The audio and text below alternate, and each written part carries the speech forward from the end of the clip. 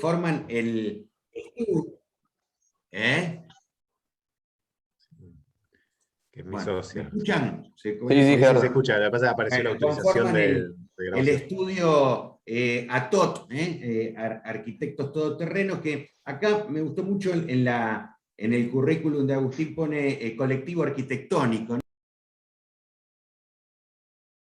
El estudio, como dijeron, se llama ATOT, y más que un estudio lo llamamos como un colectivo, justamente por eso, porque en el fondo la pata es que siempre tenemos una pata académica, que es muy fuerte, hay otra parte de investigación, hay otra parte que es la profesional, y a la misma vez, porque el estudio en realidad somos dos, pero siempre somos muchos más y van cambiando, y casi siempre la gente que trabaja con nosotros en realidad trabaja en carácter de asociado, casi nunca como en relación de dependencia. Y después por una cosa de que también cuando trabajamos con otras profesiones y otras disciplinas, trabajamos como en grupos asociados. Los arquitectos tenemos una muy mala práctica, que es que inclusive cuando salen las publicaciones como que dicen autores arquitectos y abajo hay un coso como que dice asesores, como si, no sé, un paisajista, un ingeniero no participara, ¿no? de la discusión. Y la realidad es que muchas de las obras que voy a mostrar están hechas asociados a paisajistas, asociados a diseñadores industriales, eh, trabajadas en conjunto con ingeniería, o sea, y que son obras en el fondo que siempre terminan siendo como colectivos de gente unidas en pos de algo. Voy a intentar hacer una charla de 40 minutos, intentando barrer los temas que están viendo y algunas cosas que vieron en la cursada y en todo el año del taller, así que voy a intentar reflexionar sobre eso. No voy a ser descriptivo de las obras, casi no voy a decir cómo funcionan las obras, sino que voy a decir qué son las ideas que están por detrás. En el fondo, la idea del todoterreno habla no solamente de que podemos haber hecho desde una casa flotante hasta una casa arriba de un techo, sino principalmente entender que el suelo y que ese suelo, que puede ser de tierra o de cualquier cosa, es un material de proyecto y es algo que necesitamos reflexionar a la hora de generar ideas. Que además principalmente es un mal de los porteños. Los porteños entendemos como que los solares son en X y en Y no tienen verticalidad. Ustedes tienen una barranca más fuerte y más conciencia, los cordobeses ni que hablar, pero no, porque para nosotros los porteños es como que si nos dan un terreno, el terreno es plano, y no es inundable. Si llegara a ser inundable, o sea, y alguien va a venir a resolverlo, me va a poner lo que haya que poner arriba para que yo pueda arrancar de ahí para arriba, ¿no? Como que no existe cota en Z. Ahí está Lu, que es mi socia, y quería empezar con esta imagen, entonces, para entender desde dónde estoy hablando. Estamos hablando desde la ciudad de Buenos Aires, y esta imagen que no existe, ¿no? De la ciudad mirando al río. Esta es una imagen de la 9 de julio, y como primera reflexión, uno nunca se da cuenta que en realidad la 9 de julio es un eje al río, porque nunca ve el río al final de la 9 de julio, ¿no? O sea, la 9 de julio termina en Libertador y está a 300 metros del río. Sin embargo, la relación de costa que tenemos ha hecho que esta imagen, que es como la idea de Buenos Aires mirando al río, nunca suceda. Y después, ¿dónde queda la ciudad en el contexto de todo nuestro continente? Que es este cuadrado de 1000 por 1000 en el que ustedes y nosotros vivimos, este cuadrado de 1000 por 1000 kilómetros, que es la pampa húmeda, que es la zona de mayor riqueza del país, no tiene pendiente casi. En realidad, si uno analiza desde el sur de Córdoba hasta el final de la provincia de Buenos Aires, hay menos de 50 metros de pendiente. Es decir, que si uno tuviera un pluvial, el agua no corre. Entonces, las cuencas que están ahí, eso que parece en origen abstracto y homogéneo como terreno plano, para poder vivir está lleno de agua adentro. Y esas cuencas tienen que ser meandrosas, es decir, tienen que generarse su propio movimiento para poder desaguar. Y ese terreno que parece plano y no inundable, en realidad tiene muchísimas inundaciones justamente porque no tiene pendiente. Y todo eso no está conceptualmente pensado o por lo menos a mí no me lo enseñaron cuando fui a la facultad, y fue como un quiebre muy grande. Entonces, este es el suelo. Inclusive, o sea, cuando vemos la ciudad, nos vamos a dar cuenta que vamos a ir reflexionando en una deriva desde la ciudad hacia el paisaje, o sea, vamos a empezar con obras en la ciudad y vamos a ir hacia el paisaje, y vamos a ir reflexionando sobre esta idea de cómo la matriz se va mezclando con o sea, cómo esta ciudad, en origen, cuando uno la ve, no ha tenido en cuenta casi nada de lo que el paisaje que estaba por detrás nos estaba contando. Entonces, esta es la ciudad infinita, ¿no? La abstracción, inclusive es el nombre del pabellón de Venecia de Gerardo, ¿no? Esta cuestión de la ciudad infinita, de una matriz que se ha completado al infinito. Y por lo menos en la ciudad de Buenos Aires hay una manzana original, que era la que vivíamos, que es esta que está acá. Esta es la manzana que fue así hasta la pandemia anterior a la que estamos viviendo ahora, que fue la de fiebre, o sea, que nos hizo que la manzana necesitara tener un pulmón de manzana acá. Sin embargo, todos estamos trabajando hace 100 años con esta manzana, y todos los proyectos que por lo menos yo hice en mi facultad y los que existen en la ciudad, siempre están trabajando sobre esta manzana y pensando como esta manzana como inamovible. Y sin embargo, no hay ni 10 manzanas en toda la ciudad de Buenos Aires que sean esta del medio, casi todas son un mix. Y la pregunta es, ¿no estaremos equivocados pensando que vamos a reemplazar a esta ciudad por esta, y hace 100 años que la queremos reemplazar y no llega? ¿No tendremos que empezar a trabajar un mix de ciudades, entendiendo que la ciudad es algo móvil, es una superposición de estructuras, no estructuras lisas, o sea, de estructuras solamente pensando en lo portante, sino estructuras de configuración de tejidos que trabajan unos sobre otros? O sea, que es esta idea de la película del origen, ¿no? La de DiCaprio, ¿no? De una ciudad que se va construyendo y reconstruyendo. Y en ese sentido, en nuestro caso, aparecen como una serie de obras que están puestas en la ciudad en unos lugares que no deberían existir, que para el código no existen, que para el modelo de ciudad que están opinando los códigos, esto no existe, ¿no? Inclusive, y que trabajan con esta idea de simbiosis entre los dos organismos vivos, la ciudad existente, la nueva, y esa transformación. Acá estamos parados en un pulmón de manzana a 12 metros de altura. Supuestamente esto no existe. O sea, esto es un pulmón de manzana. Y sin embargo, no, ahí hay alguien viviendo y hay alguien que está viendo la transformación de esa ciudad, y esa transformación va a seguir durando décadas y décadas, y es mejor entender que tenemos que empezar a pensar cómo se pueden amalgamar estos dos organismos vivos, el existente y el nuevo, y no que uno sea el parásito del otro beneficiándose, sino que entre los dos se beneficien. Entonces ahí aparece la idea de mutualismo, y aparecen toda esta serie de obras, ¿no? Que esta idea de mutualismo es esta imagen donde el mamut no se puede rascar el lomo porque es gordo como yo y no le da la pierna, y el pajarito se alimenta de los bichos que se le juntan al mamut en el lomo. Entonces, en el fondo, la ciudad es esto. Esta es casi la idea de cómo funciona la ciudad y cómo deberíamos pensar la ciudad. No pensar que nuestras intervenciones que vayamos a hacer en el futuro en la ciudad son una intervención definitiva, que nuestro edificio llegó ahí para nunca más transformarse y no se va a transformar el contexto, sino que nuestras propias obras tienen que empezar a pensar que son algo que en el tiempo se van a ir deformando. O sea, y que no está mal. O sea, que tenemos que empezar a pensar en una arquitectura que sea móvil. Y ahí siguen apareciendo estas series de obras, ¿no? Esto es una casa montada arriba de una casa colonial, ¿no? Casi posándose, o sea, y si está tomando esta idea de posarse, entonces las columnas van por fuera de la estructura, o sea, uno ve las columnas por fuera, y para alzar esa idea de posarse. Además de que tiene que haber una cuestión técnica, hay un techo de chapa, no podíamos apoyar la casa arriba porque teníamos que tirar abajo el techo y había que construir una casa arriba de otra, mientras una familia seguía viviendo arriba, ¿no? Entonces, las ideas que son pragmáticas, es decir, que son de los problemas cotidianos, tienen que estar en consonancia con lo que nosotros creemos que tienen que ser los proyectos, ¿no? Es como que unas y otras no van escindidas, sino que las ideas arquitectónicas tienen que ir en relación a la resolución de los problemas casi logísticos de la vida cotidiana. Entonces, y después hay algo que me interesa, que es, todavía son jóvenes, pero después les van a ir hablando, la arquitectura moderna, que es en la que estamos todavía todos inmiscuidos, hoy ya en la contemporaneidad, siempre habló, en algún momento hace 50 años empezaron a pelearse entre arquitectura ética y estética, ¿no? Como que la verdad de los materiales era ético y la estética era peyorativa. Y en realidad creo que hoy la discusión está saldada, que la ética y la estética tienen que ir de la mano, que uno tiene que hablar de la belleza de las cosas, a la misma vez que tienen que tener una conciencia de qué es lo que uno está haciendo.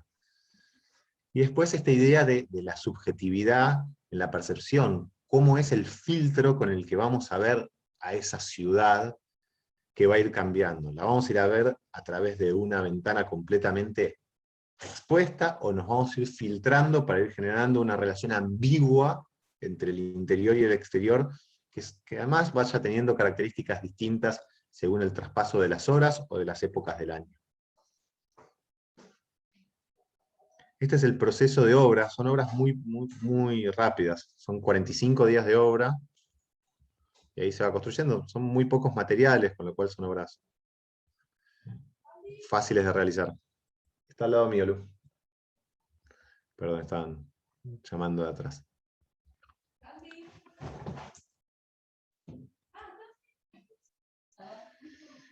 El segundo tema que vamos a hablar son los tejidos en interacción, con la naturaleza, es decir, tejidos en generación, que es en el fondo donde está el concurso Una Casa, que quiere decir que si antes estábamos hablando del área central, ahora estamos hablando de la relación que hay en las periferias, en los lugares vacantes, y que fueron vacantes probablemente porque eran los lugares más inundables. La ciudad no solamente creció alrededor de los trenes, ¿no? Los trenes han sido el gran motor de desarrollo de toda la Argentina. En la ciudad de Buenos Aires es clarísimo, hay 3 cabeceras, una norte, una oeste y una sur, Retiro, Once, Constitución, y de ahí han salido los ramales y han conformado, todas las ciudades se han conformado alrededor de la estación de tren.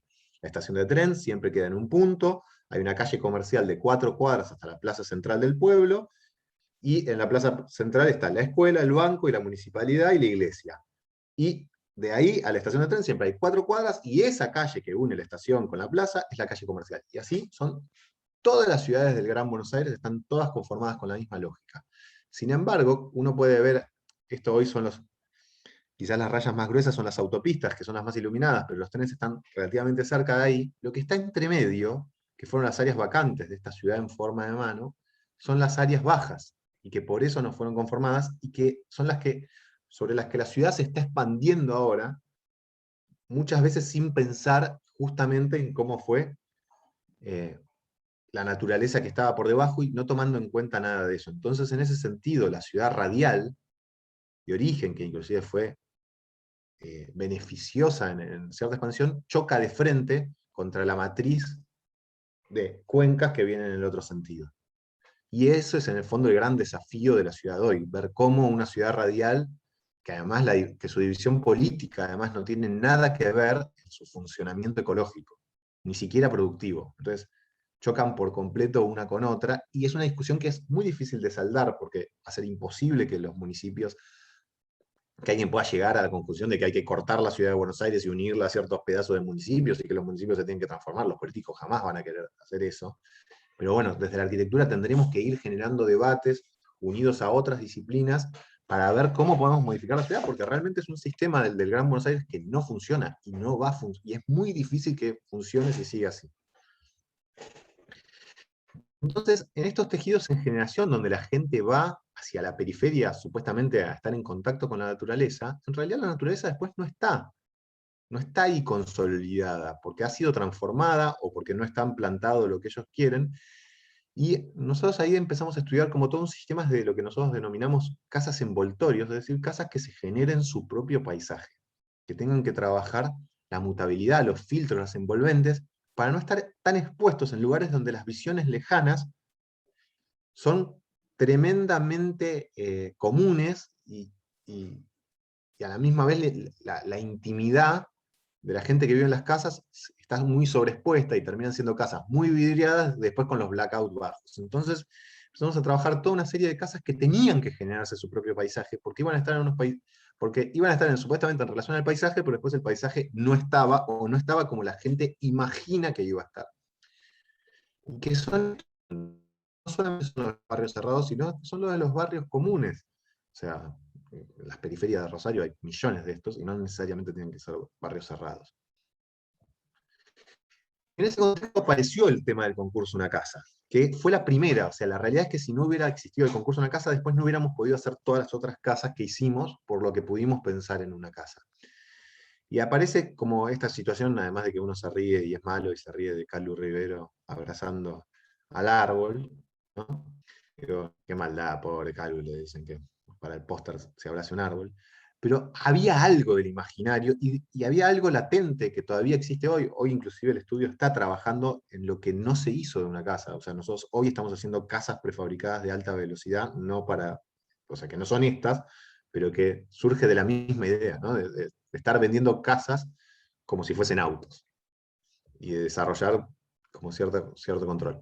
La realidad es que en su momento fuimos muchísimos jóvenes arquitectos los que nos involucramos en este concurso, que tenía dos etapas. Primero nos decían que había una primera etapa que te decían, escribí un texto de, creo que eran, ahora, pero eran pocas palabras, con 3 dibujos. Y después, si ganabas, ibas a la segunda etapa, que era la de hacer el anteproyecto. Entonces éramos en una primera etapa, éramos todos estos, después quedamos 15, y de los 15 ganamos 5. Y la realidad es que estábamos casi todos. O sea, creo que el concurso lo hicimos como casi todos los que estábamos en edad en ese momento, si bien fue por invitación. Y a nosotros nos dijeron que hagamos un breve texto con 3 imágenes, y en realidad lo que decidimos fue hacer 3 imágenes conformadas por un texto, un poco porque queríamos escribir mucho y hablar de todo esto que estaba empezando a surgir, y que trabajaba con esta idea de lo que quizás conceptualmente estábamos hablando, ¿no? De que esta es la casa icónica, de que la casa moderna de Le Corbusier, esto en el fondo es la Ville Savoie. El problema de la Ville Savoie de que de los 5 puntos de Le Corbusier, quizás todavía no los vieron, pero ya los van a ver. O sea, hay grandes problemas en los 5 puntos. La planta baja libre en Le Corbusier casi nunca sirve para nada, porque en realidad porque siempre es para el auto. Él está pensando solamente separarse del suelo por una cuestión higienista, no para participar del suelo. La relación en Le Corbusier con el exterior es de te miro y no te toco en casi todas sus casas, excepto en la Curuchet, que es claramente una obra maestra. Y ya al final Le Corbusier como que reacciona y cambia esto, pero en las primeras obras de Le Corbusier, y la Ville Savoie funciona mejor, pero la realidad es que si uno está abajo de la Ville Savoie es un espacio para el auto, no estás ahí, nadie se va a juntar a comer abajo de la Ville Savoie, inclusive porque la terraza jardín duplica el concepto de planta baja libre. Las otras vas a ir a comer arriba porque tenés mejor vista, o sea, es como que duplica.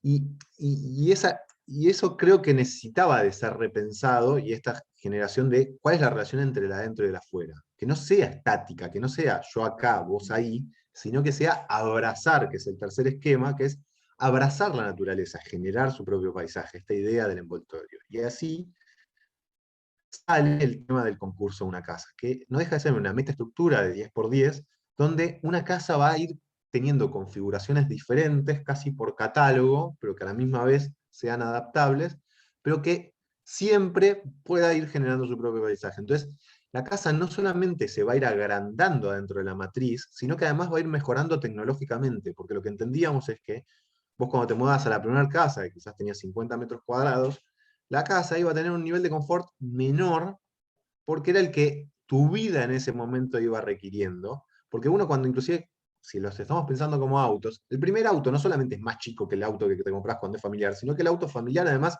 tiene más cosas porque te vas volviendo un hombre bastante pacato y ya querés que tenga un aire acondicionado sectorizado, no sé qué cosa. Pero digo, todos somos burgueses y a todos nos pasa. Y en el fondo la idea de la casa era esa, era que no, en el fondo no solamente la casa tenía que crecer, sino que no es el mismo living el de la casa de 50 metros cuadrados que el de una casa de 100 metros cuadrados, entonces no era que solamente había que agregarle habitaciones, había que ir agrandando el living. Pero a la misma vez, no es la misma pared la que tiene una casa de 50 metros cuadrados que una de 110. Entonces, la casa tenía como esa doble configuración, además de tener que ir generando su propio paisaje, y ese paisaje iba a ir realzándose a medida que iba creciendo la casa, se iba a achicar, pero iba a ser cada vez más perfectible. Entonces aparece este módulo. La realidad es que la casa chica es la más linda de las 3 variables, y por eso es la más renderizada, porque tiene más vacío, es la que tiene más aire adentro, ¿no? Es la que genera como esa situación más ambigua. y que estaba hecha en origen con solamente 2 secciones de hierro de metal y un panel frigorífico, que es el panel que se usan para las cámaras frigoríficas. Que nosotros en Argentina se utiliza poco, en otros lugares se utiliza más, porque es muy, muy aislante a muy poco espesor. Que después, si uno quería tener revestimientos, los iba a ir logrando con el suceso de las distintas etapas. Entonces, esta es la relación, ¿no? Siempre acá se está hablando de una relación interior muy ambigua, y esta idea de generarse el propio paisaje, el filtro, la mutabilidad. Y después porque creíamos que estas casas además tenían un problema, que no sabíamos dónde iban a estar puestas.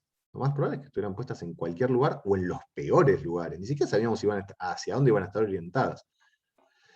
Acá están las distintas variables. No las voy a contar porque además ya las deben haber visto. O sea que supongo que es como un poco absurdo, pero había la conformación de unos núcleos húmedos, de unas cosas duras que iban conformando la relación después, o sea, era una relación de servidos y sirvientes, ¿no? En esa lógica que Kant explicaba, ¿no? Había los espacios que eran los sirvientes de los espacios servidos, y que a la misma vez esos servidos se iban a ir transformando y los sirvientes también.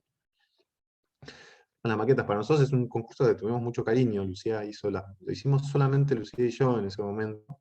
Y nuestra hija nació a las 2 semanas de entregar esta maqueta. Así que Lucía la hizo con una panzota gigante. Le tenemos mucho cariño. Eh, y esta situación, ¿no? de que el sujeto es un sujeto que no puede ser analizado tan claramente, ¿no? El problema de la arquitectura moderna es que hablaba de un nuevo sujeto, pero casi que lo definía. Y la realidad es que el hombre actual eh, es muy poco probable que uno pueda definir tan estáticamente cómo van a ser las personas. Entonces, la realidad es que las personas participan de los proyectos, pero a la misma vez las personas se transforman, no solamente van cambiando las personas que entran a los lugares, ¿no? Nuevamente, relaciones interiores-exteriores, acá todos los sistemas de los espacios rígidos y cómo iban creciendo, y siempre había una relación de tangencialidad, inclusive exigíamos no modular mucho en esta casa, ya que iba a ser en fábrica. O sea, si uno compra materiales para hacer una obra solo, compra los materiales con la modulación de la barra de 12. Pero si uno tiene que hacer 2000 casas, la barra de 12 ya da todo lo mismo. O sea, ya todas las modulaciones dan lo mismo, porque la fábrica misma de metal te lo va a hacer de la modulación que vos quieras. No va a haber desperdicio por una cuestión de escala.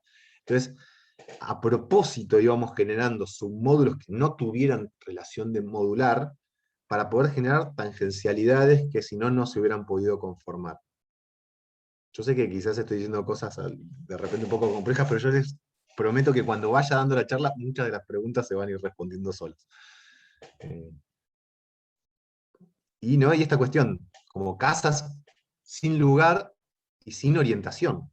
Entonces sabía que en el fondo las casas tenían que ser reversibles, eran como esos buzos que te los ponías de un lado, o sea, no sé, es naranja cuando ibas a bailar, era naranja afuera porque eras re canchero, y después, si conseguías pareja y ibas a conocer a la familia, te volvías una persona tradicional, lo dabas vuelta y del otro lado era gris, ¿no? Entonces la casa como que tenía que conformar esta idea de poder adaptarse a poder funcionar como casas frente-fondo, es decir, sin laterales casi, o una casa que trabajaba en ángulo, o una casa que trabajaba a 3 lados.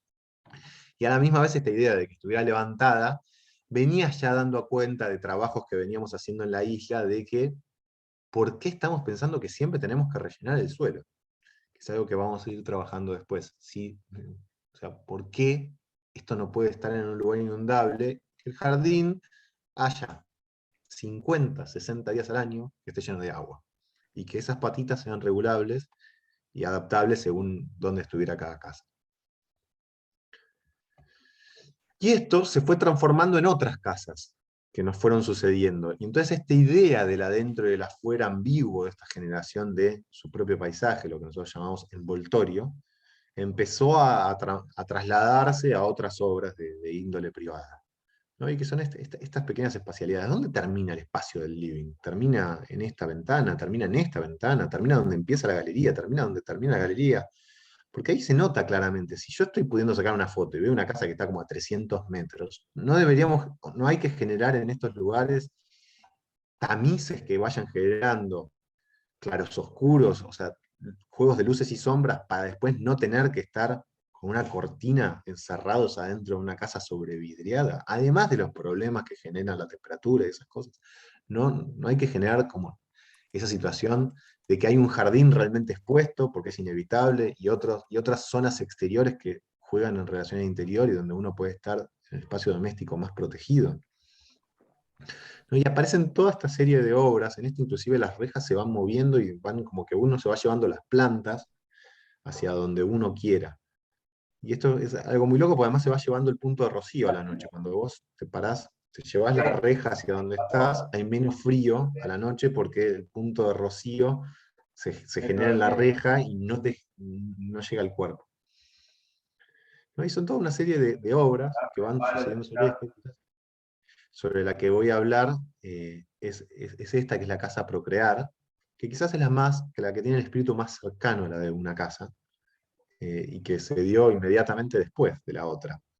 Y que todos ya saben más o menos qué fue el programa Procrear, pero realmente fue el acceso a la vivienda de muchísima gente durante su época y a la misma vez la posibilidad de trabajo de muchísimos arquitectos. Creo que el modelo inclusive fue muchísimo más exitoso en las ciudades que no son Buenos Aires que en la capital. ¿Por qué? Porque en la capital, al suelo ser muy caro, las casas fueron a lugares muy lejanos y no fue tan exitoso. Creo que las periferias del resto de las ciudades, y mientras más chicas eran, el modelo fue más exitoso.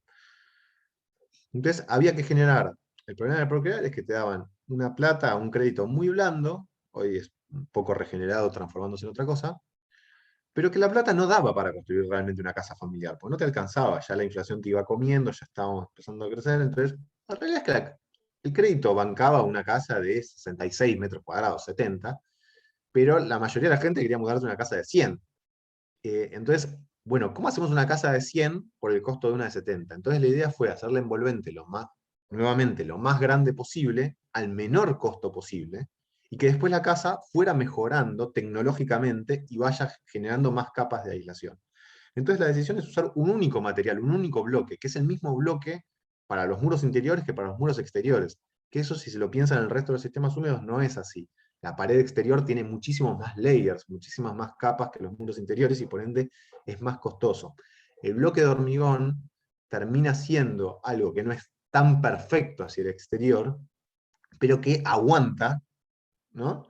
Y que en el futuro, cuando la gente ya haya dejado de alquilar, se haya podido mudar a la casa, ya haya podido empezar a generar más dinero y a la misma vez su familia va creciendo, vaya no solamente agrandando la casa adentro, sino mejorándola tecnológicamente. Entonces aparece esta idea de esta casa de gran envoltorio que genera sus propios vacíos, que además esos vacíos están pensados en la relación de sus crecimientos, y con un único material. Solamente hay un material en esta obra, que es el bloque, que está puesto de todas las maneras posibles, para un lado, para el otro, y que una vez que termina uno casi que de hacer el muro, la casa está terminada, ¿no?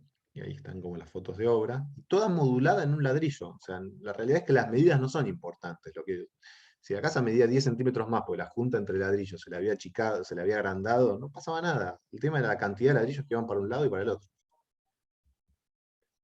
Cómo se va construyendo este sistema, ¿no? Ahí inclusive yo estoy caminando arriba de unos ladrillos y me siento Jesús caminando arriba del agua, muy emocionante. Es un problema, porque las fotos para poder mostrarlas tienen que tener escala y uno aparece como un payaso en la mayoría de ellas, así que prefiero reírme de mí mismo. ¿No? Y las relaciones estas filtradas, la relación de los ingresos, ¿no? No exponer quizás las puertas, las antecámaras.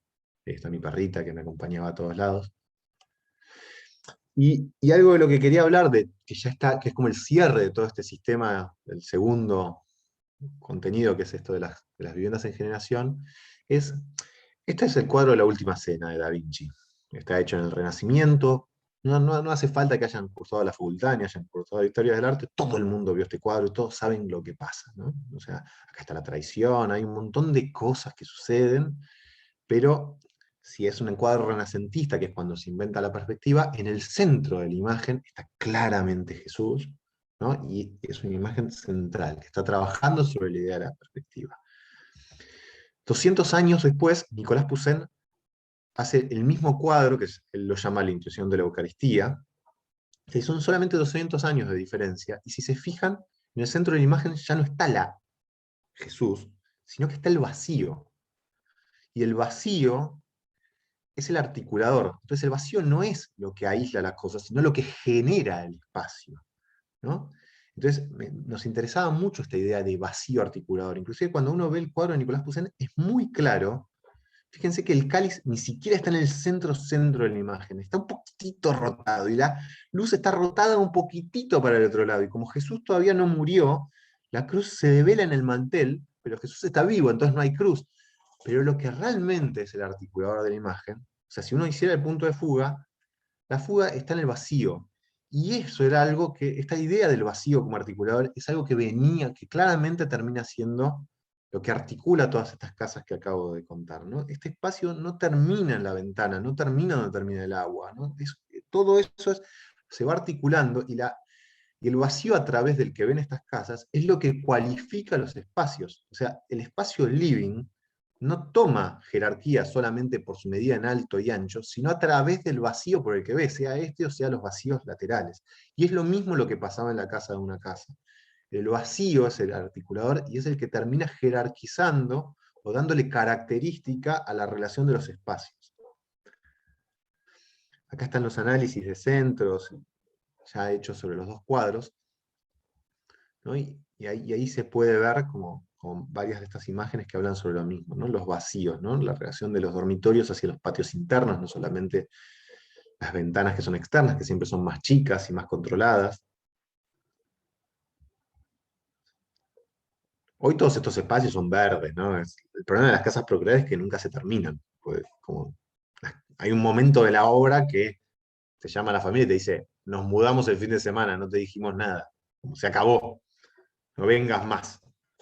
Y, y la casa la van a ir terminando ellos y se van a juntar el sábado y invitarán al padre no sé quién y pondrán burletes y pondrán las puertas, inclusive pues son casas que se habitan sin puertas, sin un montón de cosas, y hoy ya cae un árbol, esto está todo verde, como que crecen las enredaderas, hay una parra arriba de esa pérgola hecha con 2 pesos, con 3 tablas de madera, que en el fondo son las tablas de madera que sobraron del encofrado de las bases, o sea, y van sucediendo estas cosas, ¿no? Y esta relación de ese agua, que en el fondo era algo que emergía de las bases, o sea, que es algo que se daba simplemente por su lógica de fundación, se transforme casi en una pileta y se puede utilizar. Y acá está la casa de afuera, que tiene como una relación de damero, que quizás es un juego un poco, si se quiere, de mucho dibujismo, pero que nos divertía hacerlo, que es esta cuestión de que las ventanas se tocan en vértices. Y ahí nos vamos al tercer tema, que probablemente este tercer tema es el que está preparado más para lo que les viene ahora, que es, ¿no?, el trabajo de generar la casa, el refugio en la naturaleza, ¿no? Y voy a mostrar las obras más pequeñas que hemos hecho en la naturaleza, y que son todas obras muy pequeñas. Creo que lo más grande que voy a mostrar son 70 metros cuadrados, pero hay algunas que miden 15, inclusive. Eh, y como decíamos, en esta relación de la ciudad, cuando estamos, o sea, el punto rojo está en el negro, o sea, que quiere decir que estamos en el territorio no pensado, ¿no? Como que acá nadie nos enseñó a pensar, es un territorio no racionalizado. Nosotros cursábamos en la facultad acá y veíamos al delta que estaba ahí y nunca nos enseñaron a trabajar en ese lugar, nunca nos enseñaron a trabajar en nuestro territorio inestable. Y era como un gran problema. Y cuando se veía de día empezamos a entender que la cuenca tiene claramente una relación con la ciudad, o sea que este lugar es el que verdaderamente nos une a todos, inclusive con Uruguay, y que cuando tomamos una escala más grande es el que une a nuestras dos ciudades, que además es el corredor del Mercosur, o sea que hay muchísimas cosas en esta cuenca que tienen importancia, pero que la cuenca, tanto en el humedal como en el borde de la ciudad, nunca había sido pensada. Esta es una imagen de la ciudad de Buenos Aires histórica. La ciudad de Buenos Aires no es que le da la espalda al río. El problema es que cuando cree que mira al río, quiere mirar a un río que no tiene.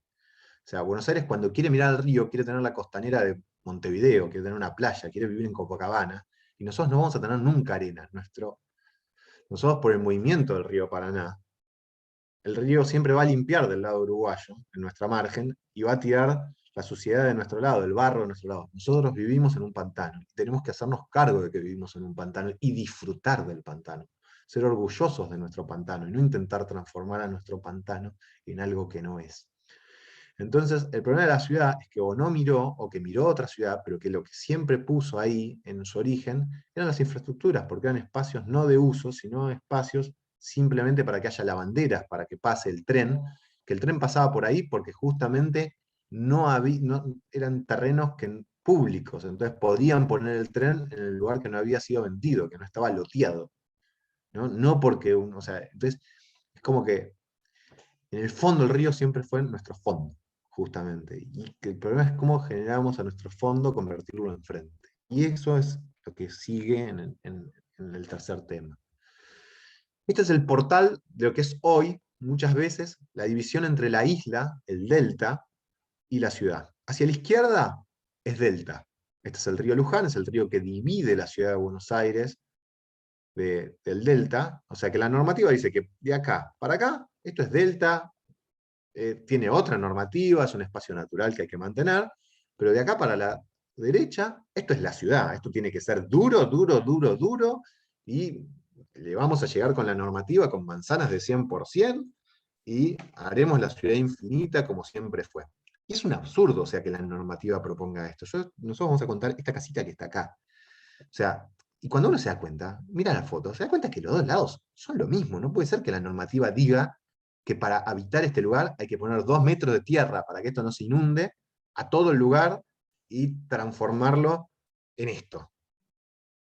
¿No? Porque cuando transformás esto, en realidad está esto por detrás, que es una salvajada, y produce esto, que es que si las cuencas, si el terreno era plano y no tiene pendiente, que es con lo que empezamos, entonces la pendiente no da para que desagüe esto hacia el río, y cuando el río de la Plata tiene su destada, no deja salir al agua, entonces los ríos que eran así, que eran meandrosos, se transforman en ríos muy, muy, muy anchos, que necesitan mucha pendiente, o sea, que necesitan demasiado espacio para poder juntar todo ese agua que no tiene hacia dónde escurrir.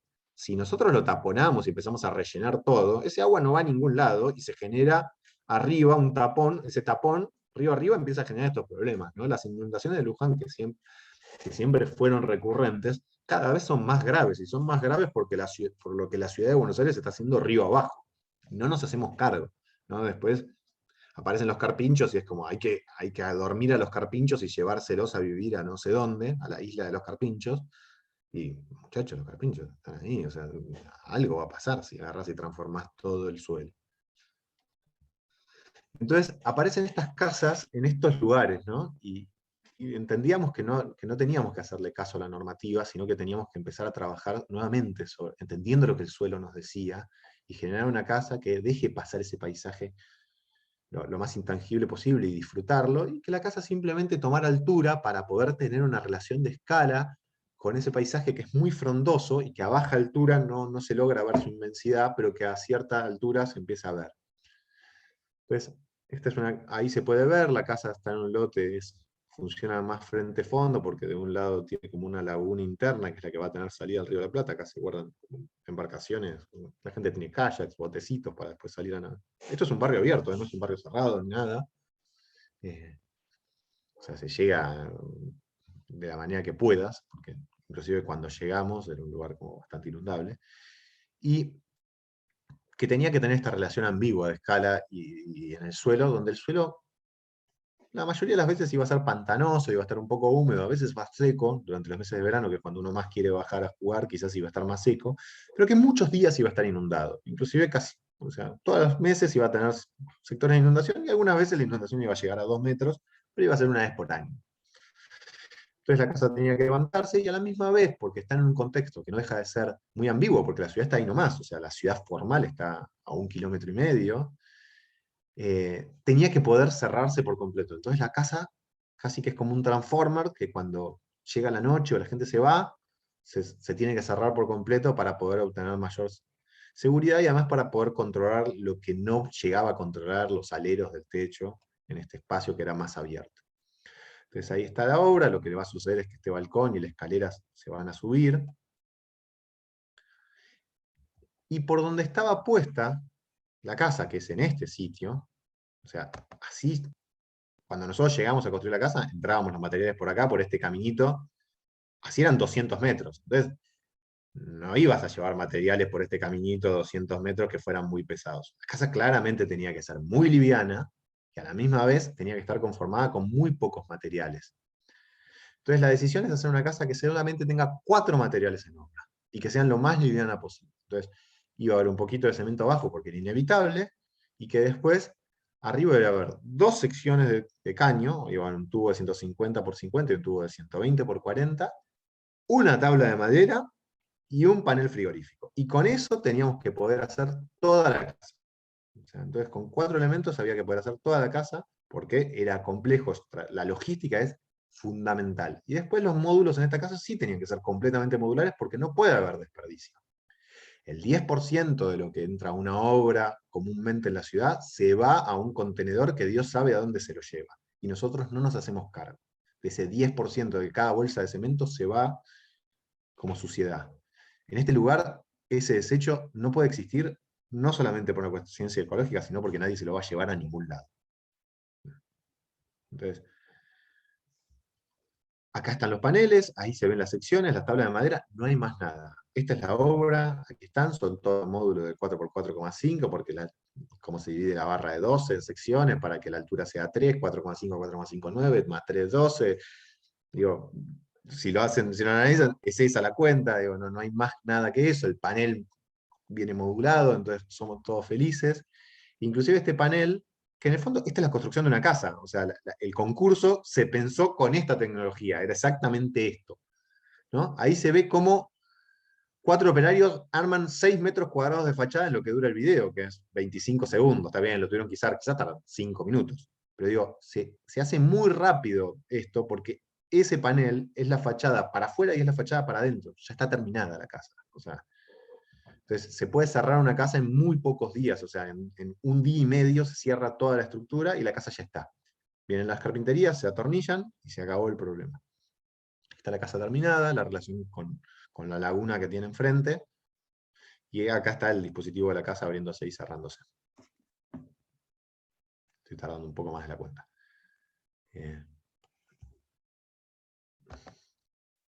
Ahí se puede ver la casa abriéndose y cerrándose, ¿no? Es un motor de portón, no es más que eso. O sea, bastante sencillo. Y ahí está el espacio interior, donde se ven los 3 elementos: el panel, las vigas principales, las vigas secundarias, la tabla de madera. No hay más nada, después vienen los muebles y se llevan y listo. Esa es la manera, este es el espacio, ahí nuevamente se puede ver el panel, que es el mismo material de afuera que de adentro, y que a la misma vez no tiene estructura intermedia. El poder solamente atornillarse de arriba y de abajo permite que las paredes se mantengan libres. Es mucho más rápida, aliviana la casa, a la misma vez no tiene estructura intermedia, siendo una pared que en el fondo no tiene cuerpo interno. ¿Cómo funciona la casa? Es una típica casa de dormitorios. No quiero ver cómo funcionan las casas, porque esas cosas me agarran una web y la ven en un minuto. O sea, me interesa más contarles qué es lo que no se ve cuando uno ve estas cosas. Ahí se puede ver muy rápidamente esta relación interna-externa que hablábamos, de poder tomar la escala para poder mirarse, cómo funciona un poco este sistemita. Ahí se puede ver, es un sistema de poleas, no es muy complejo, es un motor pequeño, no hay, inclusive si lo haces a mano no tardás mucho tiempo si te quedas sin luz.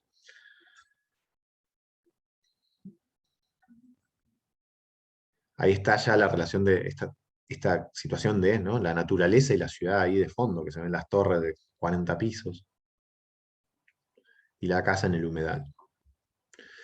Cuando pasamos al delta, propiamente dicho, o sea, acá vimos el portal, cuando pasamos al delta nos damos cuenta que la naturaleza es esta, y ya es en inmensidad, y probablemente no podríamos distinguir si es en Buenos Aires o en Rosario, en algún lugar de Entre Ríos, esta foto. Pero todos sabemos que entre esto, entre la primera foto y esta segunda foto, pueden haber horas de diferencia, ¿no? Y que esta inundación se puede quedar ahí. Para ustedes dura mucho más, porque el delta de ustedes todavía está menos arbolado, entonces es más violento. O sea, para nosotros el delta es mucho más doméstico que para ustedes, claramente.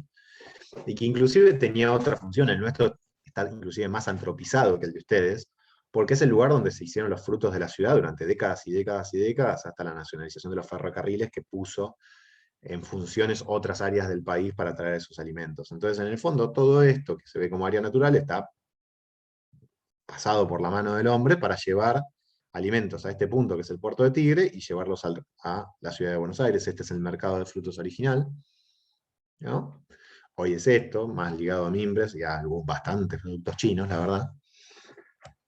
Y que antes los alimentos llegaban hacia acá para llegar a la ciudad, y hoy funciona bastante al revés, ¿no? Los barcos vienen a buscar alimentos y hay como unas lanchas que son los supermercados que van por las islas vendiendo alimentos de esta forma. Y los transportes de pasajeros se dan a partir de estas lanchas, desde el puerto de Tigre, ¿no? Y que estas lanchas en realidad no es que son simplemente de madera por una cuestión comercial de turismo, sino porque la lancha, esta funciona mucho mejor que un catamarán, que anda más rápido, sí, genera menos combustible, pero no tiene tanta maniobrabilidad en ríos pequeños. El primer delta que voy a contar es este, justamente el delta del trabajo, el delta de estas familias que generaban agricultura y que están en relación a estas zonas que han sido o de agricultura, de plantaciones de árboles, y que trabajan en relación al bosque, no en relación al río, sino en relación a este interior.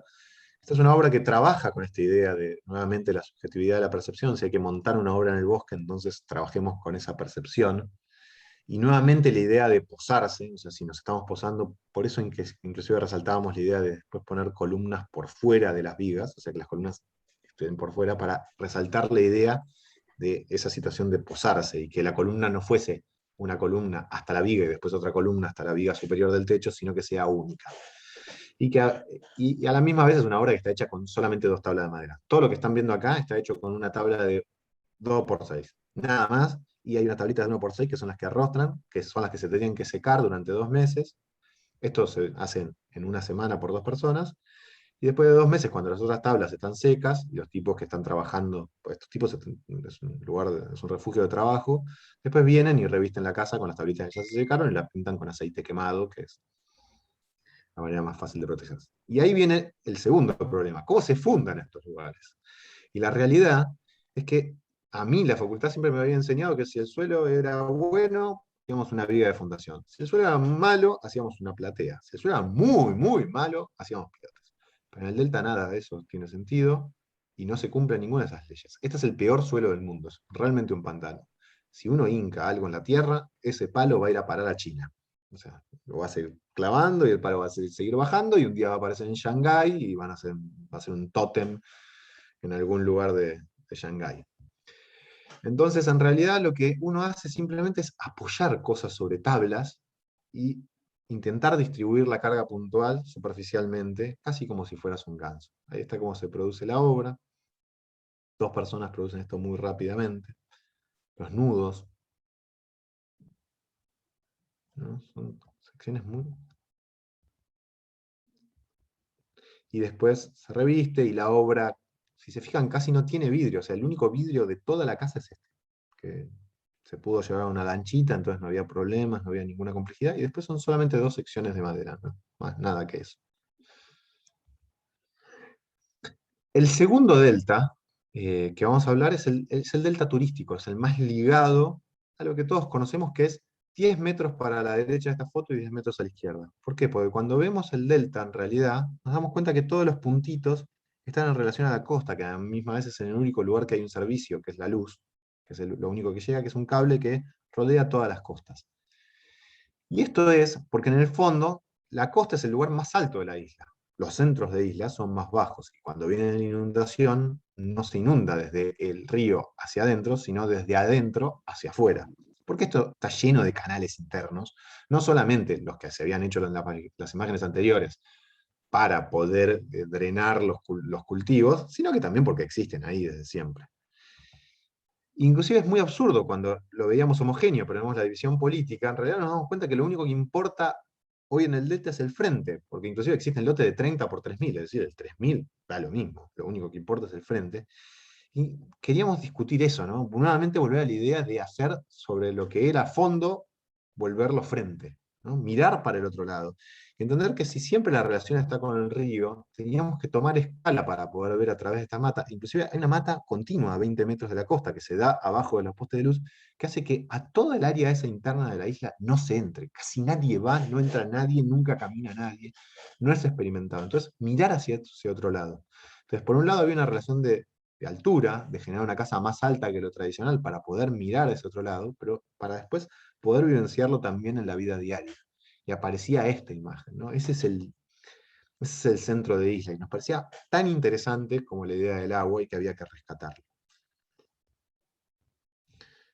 Que hasta la obra, una casa de 6x6, porque es la medida en lo que vienen los materiales, es decir, todo vino cortado en 6 o en 3, se colocó en obra y se acabó el problema. ¿No? Acá está la casita. Este video voy a mostrar una parte muy corta, solamente para tomar cierta dimensión de la escala.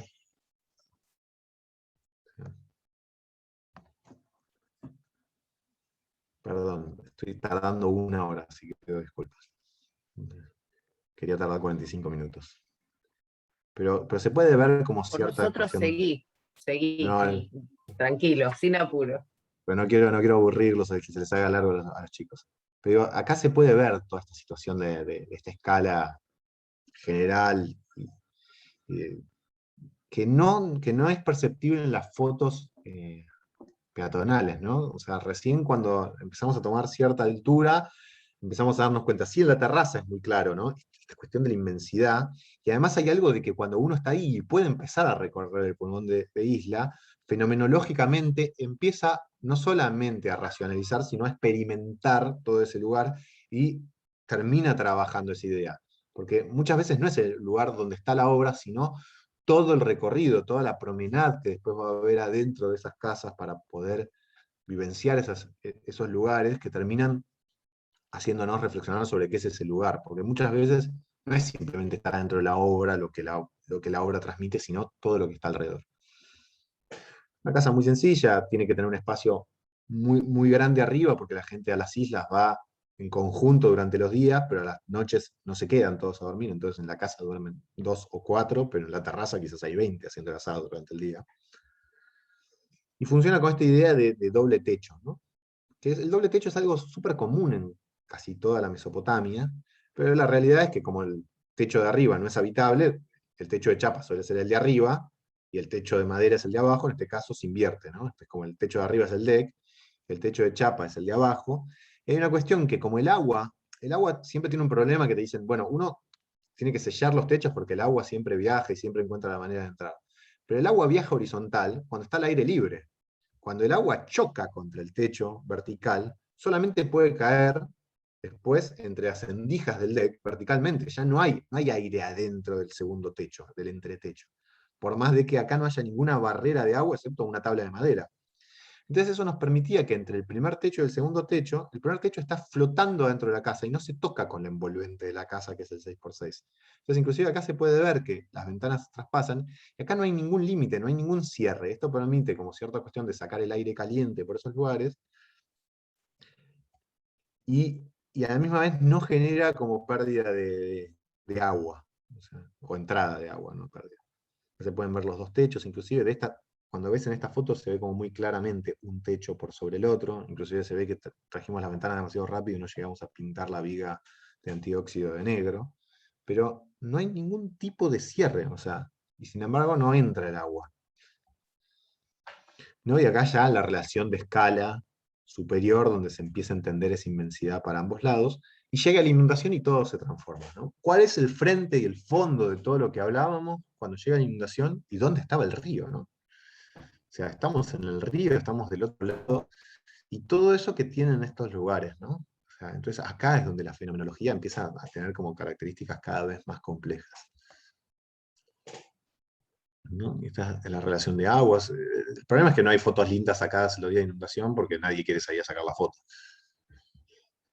Y después el agua baja y justamente las obras se vuelven a transformar cuando se hacen de noche, ¿no? Es como que no son las mismas las obras de día que de noche, y la obra esta empieza a dar otro carácter, que es esta pérgola que se ilumina desde abajo para iluminarse, o la casa misma. ¿no? Y adquiere como otra conformación. Si la casa era abstracta en torno al paisaje, de día, de noche, quizás empieza a resaltar esos amarillos, empieza a configurarse de otra manera. Y es que, en realidad, los únicos que van desde Buenos Aires hacia Colonia, por el Río de la Plata, son los buquebús. El resto de los mortales viene por acá adentro porque no quiere que las olas se los lleven puestos. Entonces, justo esta casa queda acá.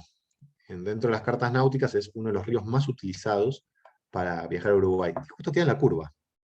Y la mayoría de la gente cuando volvía de noche no veía la curva y aparecía con la lancha arriba de la tierra. Era algo muy común. Lo muy loco es que hoy la casa funciona como un faro y la gente lo pone en las cartas náuticas como el farito que te avisa que está la curva. Entonces dejaron de aparecer barcos en la costa. Y es muy loco que la casa haya terminado siendo como un faro o un hito náutico. Y acá se termina todo, esto es lo último que voy a contar, que es una experiencia ya saliendo del delta, pero para intentar entender, ya vimos como contextos naturales de distinta complejidad. Este 1000 por 1000, ¿qué pasa cuando este 1000 por 1000, que hablábamos en el origen, llega al mar? Ya lo vimos como esto llegaba a las costas del estuario del Río de la Plata, pero ¿qué pasa cuando llega al mar? Hoy este plano, que es supuestamente horizontal, en un momento se transforma en agua salada. Esto es una obra en Reta. Reta es un balneario muy chiquito, al sur de la provincia de Buenos Aires, ¿no? Y es esta casita, y que se da una situación extraña, ¿no? Entonces, si esto es un terreno plano que tiene que llegar al agua, los ríos son meandrosos, porque no tienen pendiente, entonces en las curvas, casi como una persona que está haciendo skate, va generando velocidad. Los ríos hacen lo mismo que cuando uno hace slalom en skate, o como se llame, o snowboard, o cualquiera de esas cosas. Y cuando llegan al mar, la mayoría de las veces se generan estas lagunas, que son mixtas de agua dulce y agua salada, según cómo esté el viento, donde hay además aves hermosas, suelen haber flamencos, rosados, cosas geniales, pero que la conformación de nuestras ciudades, en este médano que necesitaba entrar como esto es plano, la última reflexión es que la espesura de nuestro borde con el agua no es una raya, ¿no? No es que hay agua y de repente es la ciudad o es la tierra. Hay una espesura en el borde, y esa espesura del borde es la que tenemos que trabajar, ¿no? Y en este caso, en los médanos, esa espesura del borde hace que el médano en realidad debería entrar 1000 metros y salir 1000 metros. Cuando aparece una ciudad, ese médano no puede hacer, y fíjense cómo se va achicando la playa por la aparición de la ciudad. Inclusive la aparición de la ciudad, de un terreno que era como este corte que está acá abajo, plano, y el médano entraba y salía, al aparecer la ciudad y aparecer la vegetación, fue generando un médano cada vez más alto. Y hoy la ciudad está atrás de un médano de 10 metros de altura, y la ciudad ya no mira al mar. Inclusive, para salir de la ciudad al mar, no estoy mintiendo, hay un túnel de 100 metros de largo que cruza por abajo. Acá hay un túnel. O sea, porque para que la gente no suba un médano de 10 metros y baje, hay un túnel. Entonces, eso nos tiene que hacer reflexionar sobre cómo estamos construyendo también en las costas. ¿Por qué construimos pesado y afianzados al suelo y no dejamos avanzar a los médanos para generar este movimiento que es el que... Acá estoy parado al costadito del pueblo, ¿no? Esta foto es al costado del pueblo en un amanecer. Y esta es la posición de la obra. Entonces, esta raya que está acá es un médano de 10 metros de altura. Inclusive hay algunos salvajes como estos que metieron un hotel de este tamaño apoyado en hormigón arriba del médano. Y después la naturaleza hace lo suyo. Hoy el médano se está llevando puesto el hotel todos los días y no les jodo, tiene una retroexcavadora funcionando 24 horas sacando arena de adentro del hotel. Porque el médano se lo va a comer, lo va a aplastar. Entonces, nuestro corte en el fondo era hacer esta casita. Nosotros decíamos, bueno, queremos, el único pedido, esta es la única obra que nosotros hicimos para un familiar en nuestra vida. O sea, todas las obras que mostramos no son para personas que no conocemos, inclusive. Llegan nuestros clientes, es muy raro, llegan por internet, llegan por Instagram. Pero porque la mayoría de la gente construye para sus familias. En mi caso, mi familia es arquitecta, tengo un padre arquitecto que es bastante conocido y bastante insoportable, y esta es su casa. Y todas sus obras se las hace él, obviamente, porque es arquitecto reconocido, tiene un ego gigante, se cree 1000, es doctor honoris causa por la Universidad de Rosario, inclusive. Y nos pide, él sí nos dice, bueno, esta, que es una casita chiquita, en el paisaje de ustedes, que a ustedes les sale bien hacer esto. ¿no? Esto de poner juguetitos en el paisaje es lo de ustedes. Pero yo quiero mirar al mar. Y el problema es que, bueno, había una montaña de 10 metros para mirar al mar. Y a la misma vez no nos íbamos a posicionar arriba del médano, pues entendíamos. Entonces, bueno, buscamos un lugar donde poder hacer la casa tenía que estar por detrás del médano, y había que posicionarse para mirar al mar, pero a la misma vez dejar pasar el médano por debajo para no seguir generando este problema que contaba que se estaba generando. Entonces vamos y aparece este primer esquema en la arena, ¿no? Que es esta idea de una casa que va a tener su área pública, el living, arriba para poder mirar al mar, los dormitorios por debajo, va a dejar pasar la arena, y va a tener una conexión desde la calle hacia la casa y después una salida desde la casa hacia el médano, ¿no? Y va a funcionar casi como un puente toda la casa, pero que a la misma vez hay una cosa muy ambigua, que es que la ciudad está acá abajo, atrás del bosque, pero la casa mira arriba del bosque, pero no es vista de la ciudad que está inmediatamente al lado, porque la casa está arriba de ese bosquecito. Y a la misma vez la ciudad mira el mar, la casa mira el mar, pero no mira la playa. Y la playa no mira la casa, porque esta meseta lo impide. Entonces aparece ya el corte constructivo real, ¿no? O sea, el living arriba, los dormitorios abajo, un espacio acá para hacer asados durante las tardes, donde quizás está todo más caluroso. En los inviernos, cuando uno va, en realidad el área esta de meseta es la más linda porque la arena no está tan caliente, entonces es como ambiguo entre un área y el otra. Con la cuarentena y sin colegios, la verdad es que fui un montón de veces a esta casa. Ahí está mi hijo inclusive entrando al puente. Este es el más pequeñito. Y hacer una casa que tenga que ser de steel frame, porque el metal no se puede, el metal que habíamos visto en todas las otras obras se oxida, entonces el metal tiene que ser galvanizado y no se puede soldar porque la soldadura puede ser abrasiva con la corrosión, entonces tiene que ser con tornillo, porque el tornillo genera un puente galvánico que cuando se une con el perfil se produce como una protección ahí. No voy a ser tan técnico, pero más o menos se los cuento.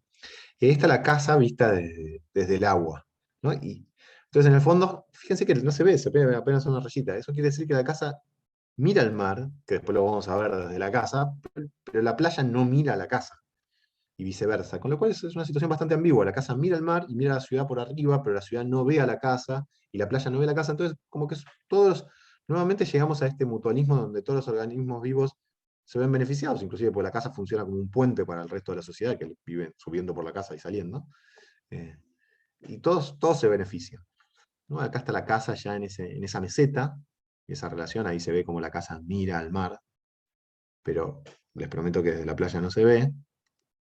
No hay esta doble escala, acá se puede ver como la calle que está por acá abajo y se sube por una rampa. Acá cuando vemos más la implantación en la cartografía que tuvimos que hacer, porque inclusive había que cartografiar todo esto para poder entenderlo, hay como un abra justamente en los médanos que nos permitía que si nos montábamos ahí, veíamos, porque estas dos puntas son áreas más altas todavía. Si este punto estaba como 8 metros y algo, esto está como a 14 metros de altura cada una de estas montañitas. Entonces la casa en realidad mira por acá, mira por ahí, mira en B, y esto lo tapa. Y a mí me vez como son lugares muy ventosos, estas casas tienen que mirar, pero a la misma vez no tienen que estar tan sobreexpuestas porque se tienen que proteger de las inclemencias. Acá puede haber viento de 50 kilómetros por hora y se sienten fuertes. Y a la misma vez las rampas y los puentes son lo que arriostra la casa para poder mantenerla y que no vibre tanto, ¿no? Como que la casa es una torrecita y estos son las velas o las anclas al suelo natural que le van dando rigidez. Acá se puede ver el puente de ingreso, o sea, la rampa de ingreso, que la idea además era que sea una rampa para poder ser veloz y entrar con el cochecito o el changuito del supermercado, y uno va a hacer las compritas con un changuito, ¿no? Era el pequeño saliendo de la casa y feliz en el médano. La casa de fondo. Esta situación muy extraña, ¿no? Del ver el cubo como flotando en el aire, bastante desprolijo, por cierto, que ahí abajo. Siempre pensamos que la casa se iba a envolver en chapa por abajo. Fue un error de obra que después no se pudo hacer porque no daban los filos, estaba toda mal construida la parte del hormigón, porque uno no va a controlar porque la obra estaba a 600 kilómetros de distancia y esas cosas, y ahí están los errores después de las obras. las dos habitaciones, una más grande para padres, que tiene mejor vestidor, y otra más chiquita para niños, y por acá se entra, en el fondo se entra por el espacio doméstico y se va por la escalera al espacio común, que es el que está arriba y que es más alto, y acá hay un tercer lugar, que es como el tercer falso dormitorio, donde van los niñitos a dormir y se van tirando ahí abajo, que es este lugar, ¿no? Este es como el ingreso a la casa, y hacia los dormitorios son las puertas, y la escalera te lleva hacia el living. Estos son los dormitorios, la relación que tiene esta situación de que uno mira al mar y el otro mira al Médano, ¿no? Y esta situación de mirar al Médano nos parecía tremendamente interesante, esta vista a la arena. Y acá el espacio superior, que es más alto, tiene ya altura y media, casi 2, ¿no? Que tiene otra escala, además por una cuestión de temperatura, porque está arriba del bosquecito y hay que generar aire caliente acá arriba, y mira al mar, y tiene este espacio de salida controlado del viento. El espacio de salida y el puente funcionando a la vez, acá ya todos los sistemas puestos en vista para ver cómo se llega desde la calle y se sale, ¿no? Como todo este sistema circulatorio, secuencia muy larga, ¿no? Acá está cómo funciona la casa hacia los lugares, hacia los distintos contextos. Y se vuelve de noche y nuevamente las casas adquieren como otra configuración. Acá se puede ver que la ciudad está por ahí atrás, ¿no? Está por ahí atrás, atrás del bosquecito, y estos puentes de salida y el puente de llegada. Distintos armados. Y ya nos vamos alejando y la casa se va perdiendo a medida que vamos como saliendo de la casa hacia el mar. Y de noche se va convirtiendo también en como otro farito casi costero, porque la gente de noche en las playas camina por arriba del médano, que es algo que durante el día no hace por la temperatura de la arena, ¿no? Y casi que la casa pasa a ser como un hito donde todos van caminando, llegan, se acercan, te pones a jugar. Es como que el médano ese superior es un lugar o de invierno o de noche, más de juegos, y se tiran con tablas y esas cosas, y ahí la casa se transforma y empieza a funcionar como retroiluminando el médano para hacer durar más a la tarde.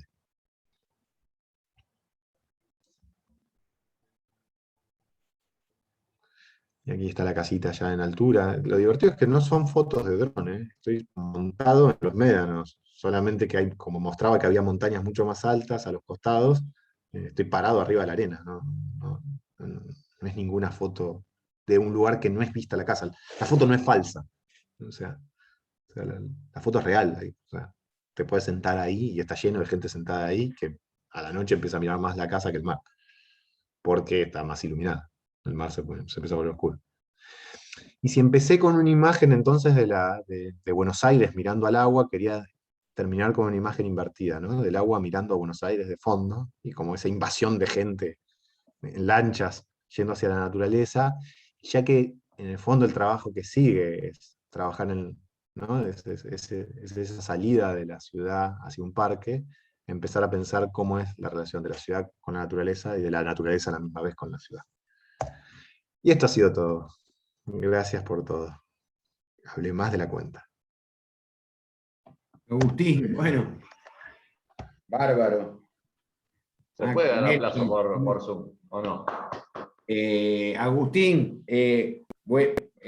buenísimo. Muy, digo, de cada punto que tocaste, podríamos hablar. Me parece que no sé, la primera frase que dijiste, esto de que les voy a contar un poco, que me parece que lo más jugoso que son las ideas que están por detrás de los proyectos, ¿no? Digo, en ese sentido, me parece que es un punto importantísimo, ¿no? O sea, no, tratar de entender el porqué, ¿no es cierto? El porqué de determinadas decisiones. No sé, acá de cada punto que hablabas se me iban ocurriendo cosas para charlar. Yo sé que hablé mucho, así que sé que No, hablé demasiado. bárbaro. Pero quería tocar tanto el tema que estaban estudiando como el tema que habían estudiado, o sea, que venía ahora. Y me parecía Exactamente. No, y a ver, en ese sentido, me parece que esto de considerar el suelo, el sitio, como el primer material del proyecto, ¿no? Un poco es una cuestión que ellos van ahora a trabajar en el ejercicio que sigue. Bueno, no, yo tengo acá una serie de cosas, pero a lo mejor lo que podríamos hacer, ¿no es cierto, Ana? Es, a ver, si los estudiantes ya aprovechar a Agustín un ratito más. Encantado, tengo tiempo. Tenés unos minutos más. Si, Digo, porque, si ellos no sienten vergüenza, yo quiero que, o sea, dije muchas barbaridades y en un tono muy coloquial para que se den cuenta que soy una persona que intenta generar una cercanía para que no les dé vergüenza. no, bárbaro. Pero la Así verdad que, perdón, Perdón. Leonardo, te interrumpo, fue fantástica la charla. En el tono y en el vocabulario espectacular para los chicos, me parece que pueden hacer una traslación muy directa al ejercicio que ellos tienen que hacer de todo lo que nos contaste, desde el cómo mirar el sitio, desde cómo pensar los materiales según la accesibilidad, de cómo empezar a pensar la obra según su uso, que no tiene que ver con los métodos. Si son bichos y prestaron atención, chicos, tienen el segundo ejercicio resuelto, básicamente, porque se los acaba de proyectar Agustín, de todos los costos. Y sí me gustaría que si alguno hicimos se anima casas de a guardaparques, a lo que no se las nosotros mostré. trabajamos. está bien. Hiciste bien, ya era Para mucho. para que no sea una referencia directa, ¿no? También hicimos la casa de guardaparques que hicimos es en un lugar que es una reserva de yaguaretés en Misiones, con lo cual es muy raro. Hay tigrecitos de 300 kilos caminando por alrededor de la casa. Qué lindo momento. Pues en serio, es una reserva abierta, no hay control. O sea, las cámaras del refugio de noche, de repente aparece el sensor y te dice que está el yaguareté sentado en el deck. Bueno. Ahí seguro hay que Patita meterle abajo diciendo, la escalera "Hola, con ¿qué tal?". motor. El yaguareté Está le tiene bueno, más sí, la miedo a escalera vos. con La parte motor. buena es esa, es que al yaguareté no lo ve nadie. O sea, está todo el tiempo ahí los yaguaretés y no los ves. Nadie los vio nunca, solamente los ven en las cámaras. Mira. Claro, O sea, estar y estás asustado. siempre en el porque mismo sí. lugar, estás en un espacio chico, varios yaguaretés y los guardaparques, y nunca se ven. Hay cámaras por todos lados y los sensores te van diciendo que están, pero inclusive si quisieras ir, el yaguareté ya se fue. Claro. O sea, es Mirá muy vos. pícaro. ¿No? Así que, bueno, no sé si alguno tiene alguna consulta, pero bueno, de nuevo, un millón de gracias. Yo me despido por las dudas porque ahora tengo que ir a hacerme un prequirúrgico, así que yo los dejo. Suerte, Muchísimas toda la suerte. gracias, Agustín, la verdad, un gusto. Toda la suerte. Chau, Ana. Siga. Bueno, abrimos un Adiós. poquito la ronda de preguntas. A ver, anímense, tienen las cámaras prendidas y aprovechemos que está Agustín como para, si tienen alguna opinión o alguna pregunta sobre las cuestiones que estuvo hablando, ¿no? Yo tengo una duda. Díganos. Sí, te escuchamos. Agustín, con respecto a las casas en los deltas, ¿cómo solucionan el problema de los desagües? ¿De los desagües de ciclocales? Claro, y con respecto a la lluvia también. La lluvia, el agua va por los techos y se escapa, sale por los costados de la casa. No hay problemas. En el caso de esa que contaba que en el fondo estaba abierto un techo con el otro, el segundo techo tira el agua por el costado. Lo que hace es que no entra justo por el costado, pues, digo, si ahora que te lo conté, ves bien en detalle el detalle de un lado y del otro, te vas a dar cuenta que la gota choca contra la tabla de madera y cae en la primera endija, te chapa canalada y se la lleva y no va justo a parar al costadito. Que es algo como muy natural, que el agua quizás viaja en vertical, en horizontal.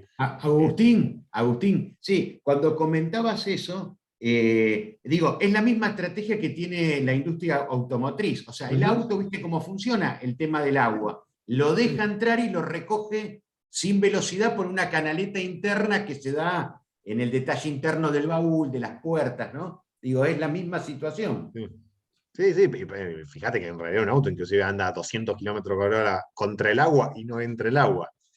Claro. Qué raro, o sea, eso siempre me pongo a pensar, ¿no? El tema de la industria, o sea, ¿cómo puede ser que un auto vaya a 200 km/h no entre el agua y nosotros no podemos hacer que no entre el agua en algo que está quieto? Inclusive una vez nos pasó que cuando hacíamos las casas flotantes, claro, uno piensa todos los sistemas de agua como estáticos. Es decir, uno va conduciendo el agua estáticamente.